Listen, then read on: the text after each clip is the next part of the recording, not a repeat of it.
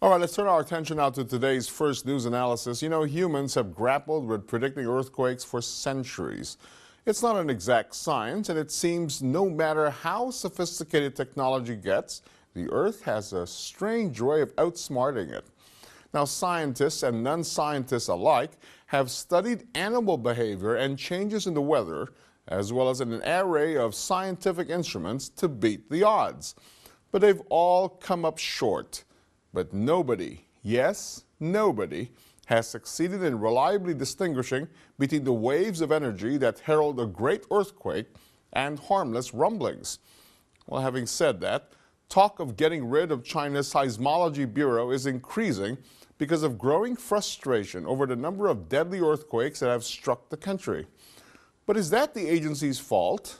Well, for a closer look at this issue, we first go to the report from nen.com.cn. Zhu Liayu, a member of the National People's Congress of Guangdong Province, said that since earthquakes are unpredictable, what's the use of having a seismology bureau? To this end, he has recommended to the country's top lawmaking body that the bureau be abolished.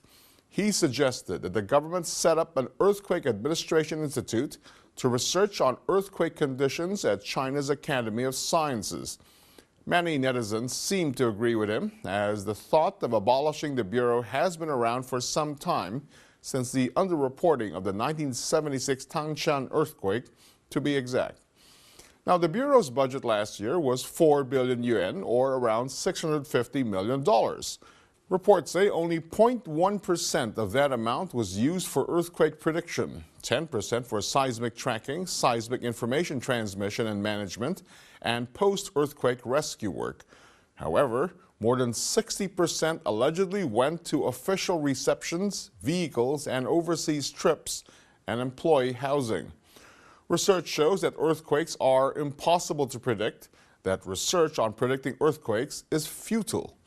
Now, you know what? That's a tad extreme, isn't it?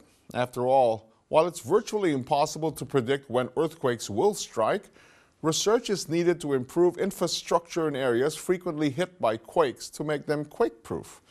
Now, even a few minutes warning would be enough for people to move away from walls or ceilings that might collapse, or for nuclear plants and other critical facilities to be shut down safely in advance of an earthquake. And if accurate predictions could be made a few days in advance, any necessary evacuations could be planned. Well, I'm not sure if getting rid of the Bureau is a solution, but I can see why many Chinese are miffed with this agency. All that money for official receptions and overseas trips? You must be joking. Now, Tencent.com questions the Bureau's role in assessing all sorts of buildings. Now, do I smell kickback? Let's find out.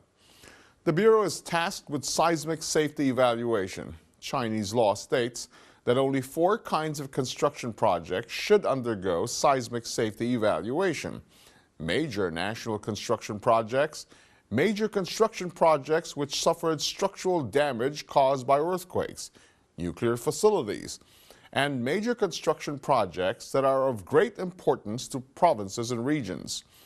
Well, that means there aren't many construction projects for the Bureau to assess. Yet it seems to be going beyond its mandate. It's even conducting safety evaluation for civil projects to make money. Whoa, strong words, huh? And a huge accusation.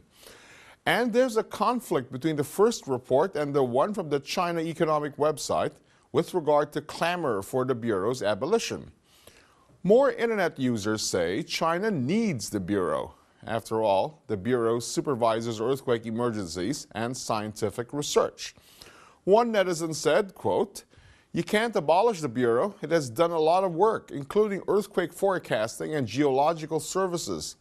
And another one said, quote, "The Bureau monitors huge data on earthquakes and analyzes it. It will be useful in future." Anyway, that's today's national news. But when we return, around the world, a look at China's global footprint.